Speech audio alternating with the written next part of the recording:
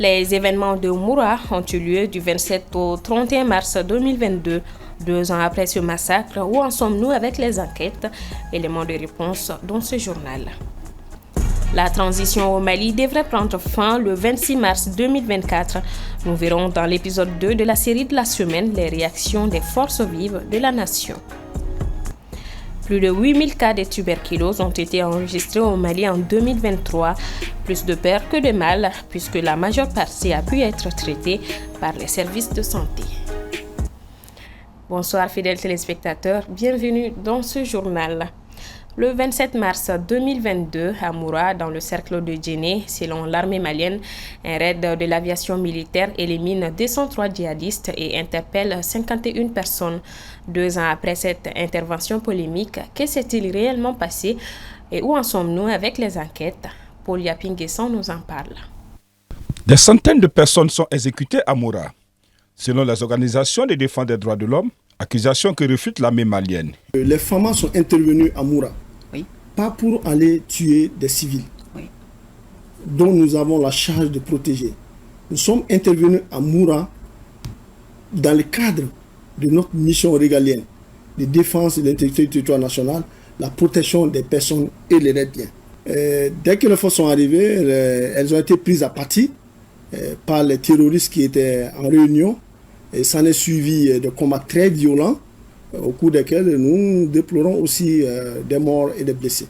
Le ministre des Affaires étrangères, de son côté, de soutenir que tout ceci n'est qu'une propagande des Occidentaux, cette tuerie de Moura. Il n'y a pas eu de massacre dans cette localité. Contrairement aux allégations mensongères qui sont propagées ici et là, pour démoraliser notre armée d'une part, mais aussi pour défendre des positions de pays qui aujourd'hui sont en perte de vitesse au niveau du Mali et qui cherchent tous les moyens pour pouvoir reprendre position dans notre pays. Il y a 2 ans, le 27 mars 2022, l'armée malienne faisait éruption dans le village de Moura où elle a revendiqué l'élimination de 203 djihadistes. Mais selon les mots de l'ONG Human Rights Watch, c'est le pire épisode d'atrocité commise contre des civils en 10 ans. L'ONU estime, 1 an plus tard, dans un rapport qu'au moins 500 civils, dont une vingtaine de femmes et 7 enfants, ont été massacrés lors de l'opération menée par l'armée à Moura. Amnesty International, de son côté, avait appelé la CPI à se saisir du dossier après la publication du rapport de l'ONU. Nous attirons l'attention du procureur et de la Cour pénale internationale sur l'incident de Moura, tel que documenté par le bureau du haut-commissaire aux droits de l'homme, car l'incident de Moura implique potentiellement des crimes de guerre et des crimes contre l'humanité. Et à l'heure actuelle, on est à la 11e année de conflit au Mali. Et l'incident de Moura est le cas le plus violent contre les civils depuis le début de ce conflit. À la suite des accusations d'exactions, une enquête a été ouverte par les autorités maliennes. Mais elle n'avance pas, selon Ousmane Diallo, chercheur pour le Sahel à Amnesty International. Selon lui, je le cite, « Personne n'a été traduit devant la justice. Personne n'a été sanctionné. Les gens qui ont été victimes de ce massacre et les gens qui ont été victimes de ces violences sexuelles n'ont pas reçu de justice ni de vérité par rapport à ce qui est arrivé. » Fin de citation. Du côté de Bamako, on a su que l'enquête avance. Dans cette affaire, le procureur de la République du pôle judiciaire spécialisé en matière de lutte contre le terrorisme et la criminalité transnationale organisée a par ailleurs été saisi d'une plainte formulée par la Direction générale du contentieux de l'État contre les membres de la mission spéciale d'établissement des faits du Haut-Commissariat des Nations Unies aux droits de l'homme. La plainte est intervenue à la suite de la publication du rapport du Haut-Commissariat des Nations Unies aux droits de l'homme sur les événements de Moura. Moura est situé dans une zone contrôlée par les djihadistes de la Katiba Massina, affiliés au groupe de soutien à l'islam et aux musulmans, et le village a été assiégé au moins pendant 4 jours. La direction du service social des armées a procédé ce 28 mars à la remise de kits alimentaires à des veuves, orphelins des militaires et blessés de guerre dans le cadre de l'opération Sunkalo Solidarité. Djenaba Samaki. Ce cadre se veut un moment de partage en ces mois bénis de Ramadan par l'octroi des kits alimentaires au profit des victimes de guerre. La dite donation est composée de 200 sacs de riz de 50 kg, 100 sacs de mil de 50 kg et 200 sacs de riz et de sucre de 50 kg. Au profit de 200 bénéficiaires, blessés de guerre, veuves, orphelins des militaires et paramilitaires. Ce geste philanthropique prouve à suffisance combien le devenir des familles des militaires est une priorité majeure des plus hautes autorités. Les bénéficiaires se réjouissent de cette initiative.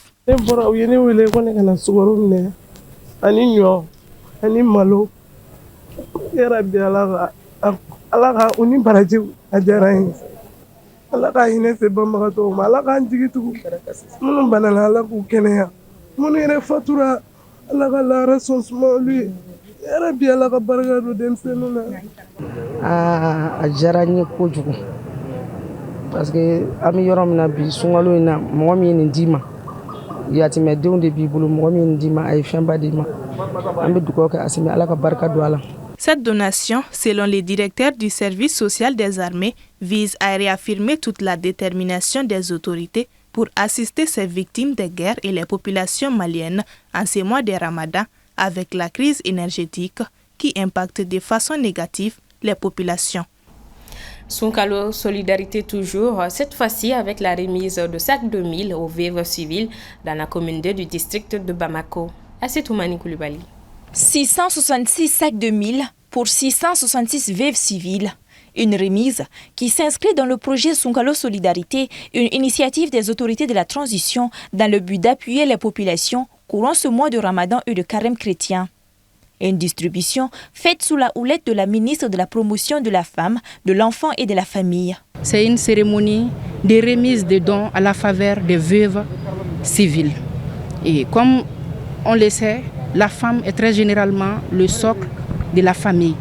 Et la famille est le socle de la nation. Et donc, tout geste qui s'inscrit dans le soutien à l'endroit d'une famille est un geste simplement salvateur.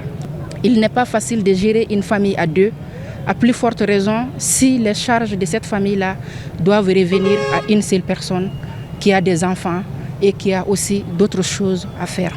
Donc c'est la raison pour laquelle nous avons décidé de faire cette remise aux femmes veuves de toutes les communes de Bamako afin de leur témoigner notre solidarité. La joie était grande du côté des femmes. Elle vient de plusieurs associations de femmes, de veuves et bien d'autres.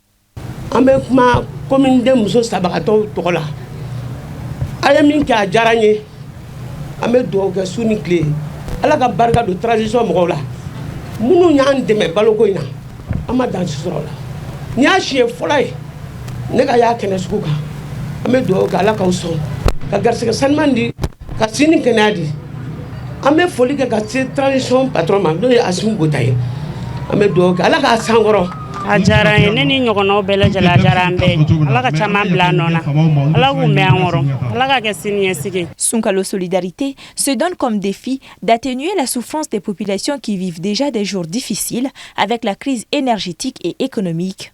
D'autres remises verront le jour en prélude à la fête destinée spécialement aux enfants. Hier, plusieurs partis politiques ont dénoncé les silences des autorités de la transition quant au chronogramme électoral devant mettre fin à la période de transition dans notre pays. Des réactions qu'il fallait surtout s'y attendre. Épisode 2 de notre série sur la fin de la transition fixée officiellement au 26 mars dernier. Un reportage de Soumaïla Fani. Après le 26 mars 2024, date à laquelle la transition en cours est arrivée à son terme, plusieurs partis et associations politiques comme la Démon PASJ, le RPM, le Parrainant, le PDS, le ILMA ou encore le M5 RFP Malikoura appellent tous les autorités à se prononcer sur la fin de la transition. La classe politique malienne est dans son droit de réclamer des clarifications. Il y avait eu un communiqué du gouvernement parlant d'un léger report des élections.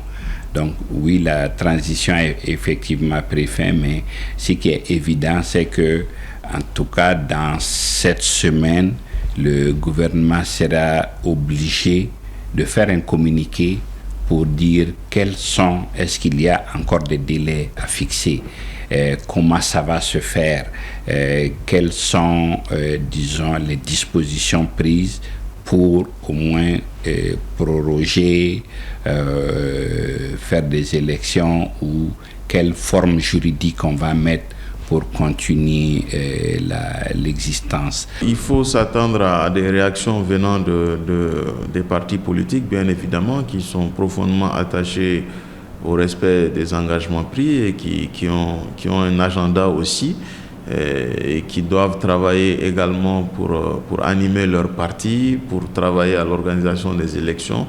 À ces partis-là, il faudrait leur apporter des réponses.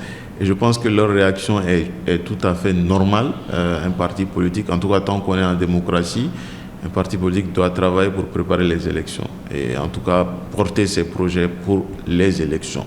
Quant à la communauté internationale concernant la fin de la transition, les pourparlers sur la durée avaient été ardemment discutés avec la CEDEAO. Mais avec le retrait du Mali de cette organisation régionale, faut-il s'attendre tout de même à des réactions externes?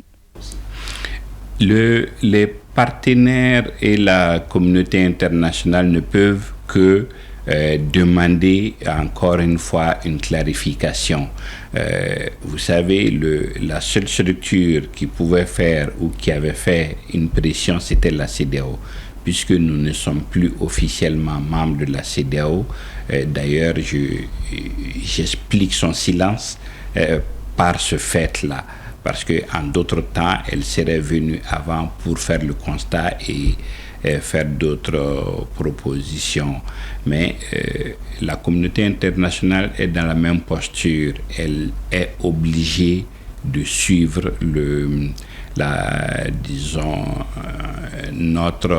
notre pas.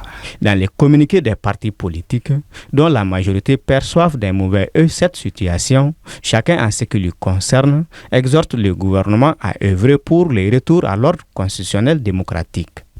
Parlons santé. Ce sont au total plus de 8200 cas de tuberculose qui ont été enregistrés au Mali en 2023. La majeure partie de celles-ci ont pu être traitées avec le concours de la cellule de lutte contre le VIH-Sida, la tuberculose et les hépatites virales. Aminata Keita. Plus de 8200 cas de tuberculose ont été détectés au Mali en 2023.